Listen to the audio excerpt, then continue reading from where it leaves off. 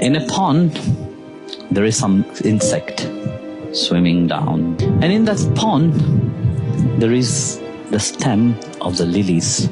So time to time, one of the insect, they go up along the stem, never come back. So they start to analyze, start talking with each another. Let's take a certain resolution.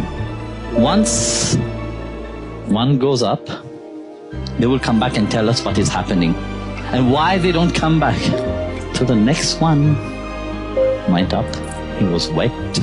So as that he start to dry, a certain metamorphosis start happening. He start to feel that his body is becoming bigger and become a dragonfly. Start flying around. It was nice in the new world. Everything is new. I'm looking around, left, right. So as he was flying, he looked down in the pond. He saw the group of other insect down there is still turning around and around. So it occurred to him that he promised that the next one who goes up will come and tell. But the moment he touched the water, he flew up again.